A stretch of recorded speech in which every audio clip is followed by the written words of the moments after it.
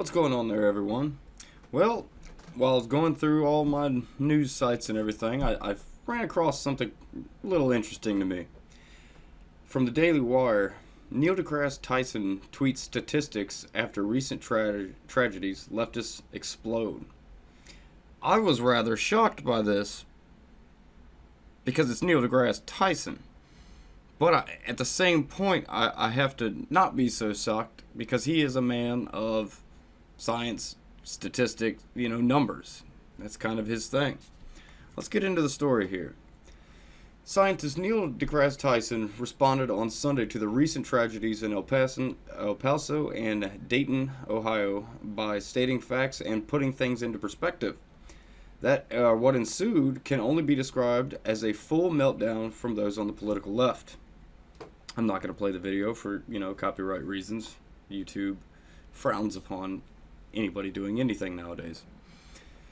Tyson tweeted, "In the past 48 hours, the USA horrifically lost 34 people," which I don't think that's accurate. I think it's now on 31, I believe, which is still an ungodly number. On average, across, people to mass shootings.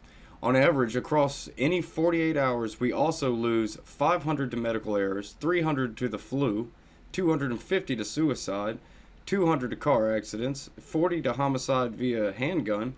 Often our emotions respond more to the spectacle than to data.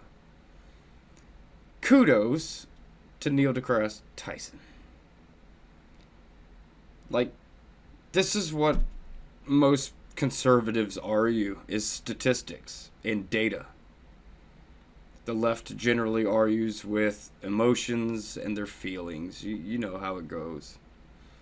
But yeah, it's stunning to see someone as high profile actually say something like that, knowing the way things are nowadays. You can end your career by saying anything almost to a conservative scant on it. It's very interesting to see. The numbers that Tyson tweeted appear accurate, except for the statistic about the number of deaths that occur over a 48-hour period from medical errors. A Johns Hopkins University study claimed that 250,000 people die per year in the U.S. from medical errors, which equates to 684 deaths per day, or 1,300 plus deaths over a 48-hour period, which is... wow. I actually did not know that, and that was a pretty shocking statistic, considering this is America. We should have the best of everything, in my opinion. I do go over the top sometimes with my pro-America stance, as I'm sure you're pretty all aware of. But I'm a super patriot. I love this country. I love the people in this country. I can't say that enough. This is my home. Tyson's tweet was not well received by those on the political left who seek gun control, which is a nasty word.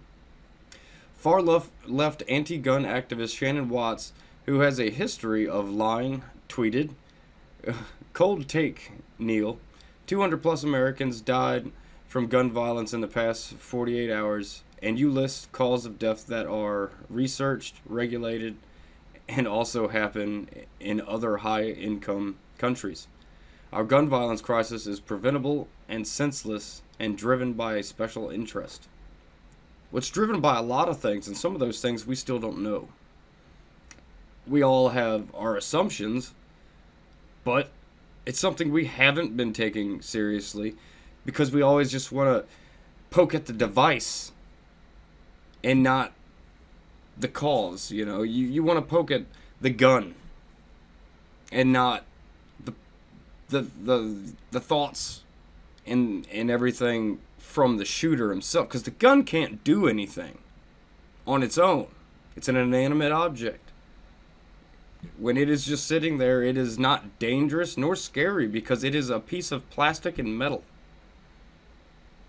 It's the human element that makes guns dangerous, not the gun itself. I've been around guns my whole life, and never once was that gun dangerous, because it wasn't used in a dangerous way. And I'm not a crazy madman that goes I don't even know how to explain some of these shooters. It really is something to behold. And there's a lot of things we could probably start doing about it. And I want to blame nowadays parenting for a lot of it. Parents aren't in touch with their kids like they used to be. Parents don't discipline their children like they used to. Parents don't teach their kids like they used to. You have to, as a parent myself, you have to have a firm line between being your kid's friend and being their parent. You know, sometimes you got to do things or say things that are not going to be that great, but kids need to hear it because we're the first step in solving issues like this. Look at most of these people, they're young. I do believe it's between 19 and 23 where most of our shooters are coming from in age bracket. That's startling, you know. Why are these people seeing or feeling so disassociated with everything?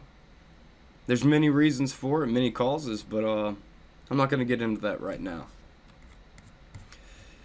Notorious anti-Semite Marc Lamont Hill tweeted, "This is dumb," talking about the Neil deGrasse Tyson. Quarter-funded Al Jazeera employees Sana Saeed tweeted, "Oh, cool. Found the worst take imaginable on mass shootings, everyone." No. See, why are actual statistical information? Why is that seem the worst take? It's kind of, it's legit. It's a legit take. There are more deaths in this country via blunt objects, knives, random things than there are from rifles, which they're now calling for another assault weapons ban. Well, how? That's a very muddy language to use. Assault weapon? A pipe is an assault weapon. This toothpick, if I assault someone with it, it is an assault weapon at that moment.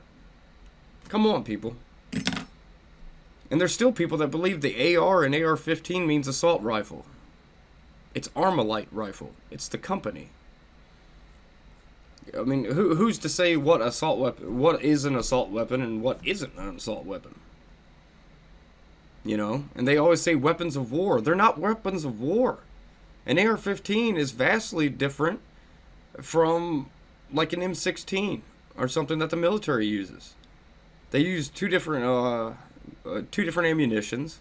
The AR-15 is just a slightly bulkier, bigger powder charge behind pretty much a .22 bullet. That's not necessarily a weapon of war. The 5.56 NATO round, which we do use in war, which, you know, we can get if we so choose to. A 223 rifle will not shoot a 5.56 because, there's a lot of things that could go wrong really bad for the shooter. Which, a 5.56 version can shoot a 223 too. But it's not a weapon of war. There's many different variables that make the weapons that are purchased for civilian use different from the weapons that are actually used for war. Come on. Seriously. And I do believe the Constitution does state that we're allowed to have military weapons to defend ourselves from the military if something, God forbid, ever happened like that. Tyson later cowered to the online mob and apologized for stating facts, writing in a statement. Of course, because this happens so much. We just saw this with, what's his name, Mario Lopez. As soon as he got any pushback, from the leftist outrage mob, he capitulated immediately, just like, unfortunately, Tyson did also. Yesterday, a tweet I posted in reaction to the horrific mass shootings in America over the previous 48 hours, killing 34 people, 31, I believe, spawned mixed and highly critical responses. If you missed it, I offered a short list of largely preventable causes of death, along with their average 2-day death toll in the United States. They significantly exceeded the death toll from 2 days of mass shootings, including the number of people, 40, who on average die from handgun homicides every day. I then noted that we tend to react emotionally to spectacular incidences of death, with the implication that more common causes of death trigger milder responses within us. My intent was to offer objectivity through information that might help shape conversations and reactions to preventable ways we die. Where I miscalculated was that I genuinely believed the tweet would be helpful to anyone trying to save lives in America. What I learned from the range of reactions is that for many people, some information, my tweet in particular, can be true but unhelpful, especially in a time when many people are either still in shock or trying to heal, or both. So if you are one of those people, I apologize for not knowing in advance what the effect of my tweet could have on you. I am therefore thankful for the candor and depth of the critical reactions shared in my Twitter feed. As an educator, I personally value knowing with precision and accuracy what reaction anything that I say or write will instill in my audience. And I got this one wrong. Respectfully submitted, Neil deGrasse Tyson. Now that wasn't a bad apology. That he didn't go back on his words, really. He was apologizing to the more snowflaked people, And I hate to call them snowflakes, but yes, you really are. We went through this tragedy. We understand something does have to be done. Trust me, I'm on the right, and I agree something needs to be done. But what?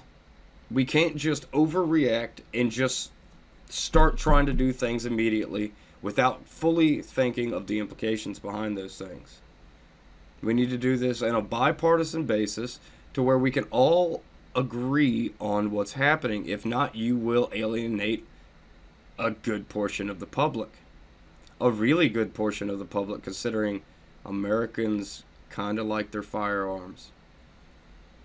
What I'm afraid of is some authoritarian rule being set to where it's going to be pandemonium, where they start trying to come to your houses. Like some Democrats have actually proposed that they come door to door and try to take people's guns.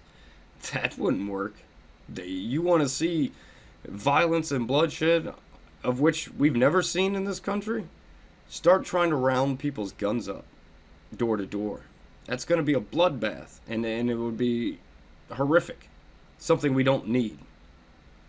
But yes, I do agree something needs to be done, but we just got to go about this in a very, very smart, very sensitive way. I mean, this is a subject that ruffles feathers pretty hard.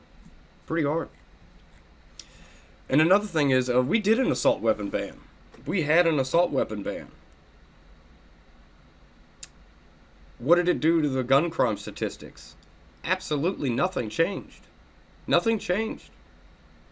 Most firearm deaths are via handguns.